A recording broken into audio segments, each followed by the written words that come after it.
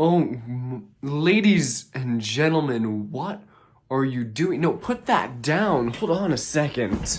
Some of you might remember my video from a while back, the top 10 biggest waste of time, and I think I just found another one. What's up, guys? My name is Mateo Hall. I talk about my finance and all things lifestyle and money related on this channel, and I'm here to help you out. Okay, let's rewind here for just a minute. In my New Year's resolutions in the beginning of the year, I told you guys how I was going to be reading one book per week, and I've stuck to that. I have been on track. I'm technically 1 week behind right now, but I'm about to catch back up. But the point is that I've been reading one book every single week of the year so far, and I've loved it. In the beginning, I said that I wanted to do 26 nonfiction books and 26 fiction books.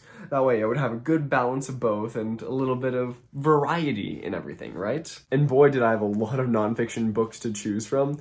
I mean, there's a laundry list of books that you're supposed to read as a finance/education niche. Name a few. I've done 2 reviews on this channel with The Richest Man in Babylon and Rich Dad Poor Dad, but I also read stuff such as The 4-Hour Workweek. Read a handful of random fiction books as well. I finally got through the Harry Potter franchise, and I took a poll on my Instagram page a while back, linked down in the description if you want to follow it, on what books I should be reading. And I got a lot of really good responses from that. The thing is, if I'm still reading a book every single week of this year, why am I telling you to stop reading? I mean, you can find study after study seeing how good for you reading is, going all the way from your communication skills, just building up your repertoire of words in general. Repertoire of words, well, obviously my vocabulary isn't built up that well yet.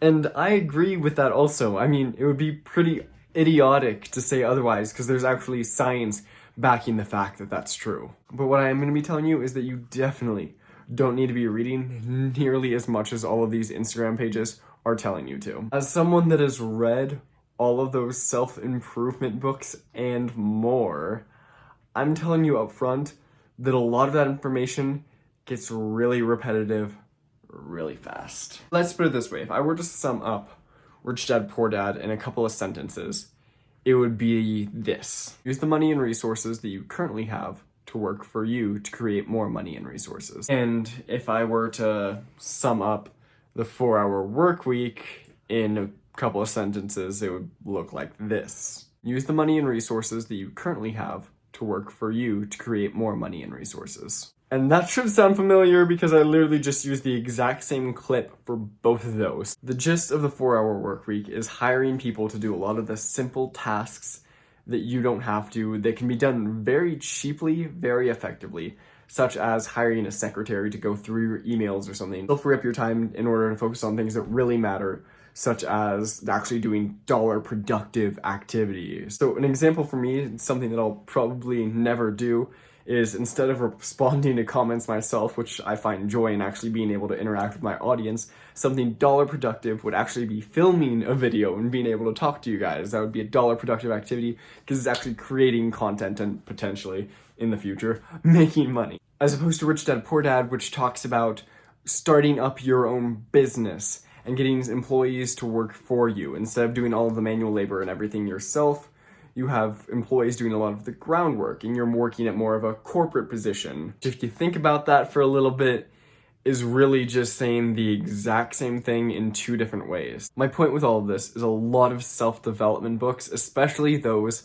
that are in the finance sector, get really repetitive very quickly because the core principles of everything isn't that different from niche to niche. Whether you're working with dropshipping or creating a real estate empire, you're definitely going to be recommended both of those books, and realistically, you only need to read one of them. There is still a lot of variety in some of those books, and you're, of course, going to find different books focused on certain niches.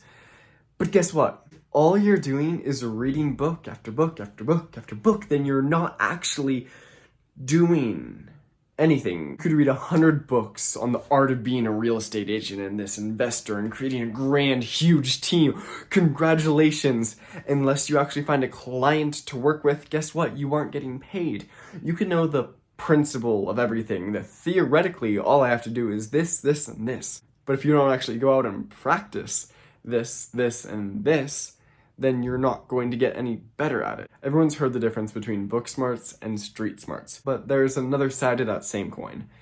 See, there's the theoretical application of reading a book and actually knowing how to do something versus the practical application, going out and practicing that thing so that you know how to troubleshoot it. I did tech theater when I was in high school, and I learned absolutely every single thing about the sound and light board in our theater.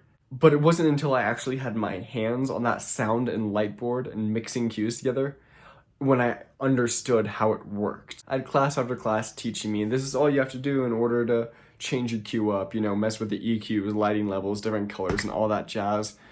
And yeah, that helped out when I was actually there. I knew the principal, okay, I just have to go over to this area to fix it. It's completely different once you actually have your hands on doing something. Now, granted, there are different types of learning styles too.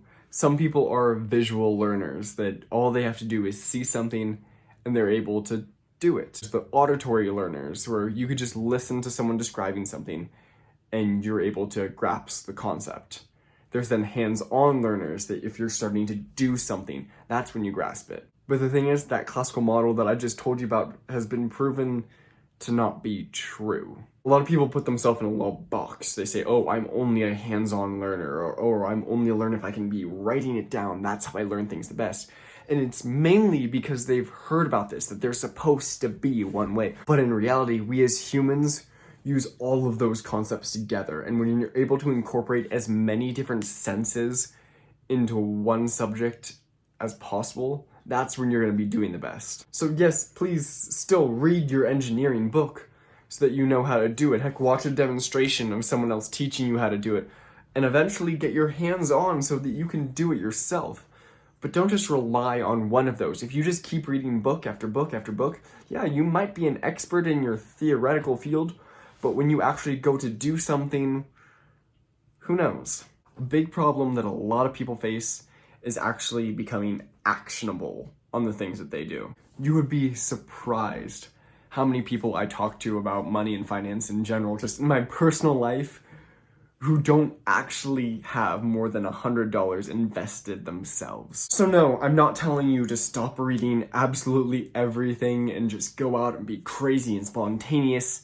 Read your books. Read some fiction. I love fiction, and that's been the majority of what I've been reading for the past couple of weeks. But if you're gonna read a book to find something actionable to do after it, such as The Millionaire Real Estate Agent by Gary Keller, then actually take a couple weeks to go out and do that thing instead of just reading your book and moving on to the next one, because that cycle can become never-ending very quickly. Thank you guys so much for watching. I really appreciate it. If you've watched this far and you haven't subscribed already, what are you doing? Click that button right over there or there. I don't know. The video always ends up getting flipped, and it seems no matter which way I point, it's always on the other side. Without further ado, remember to check down in the description. You can get a free stock with Robinhood just for signing up for the platform. And if you deposit $100, you can get an entirely free stock on Webull, valued up to a lot of money. They keep doing promo after promo, so get in there while you can. We don't know how long this is going to last.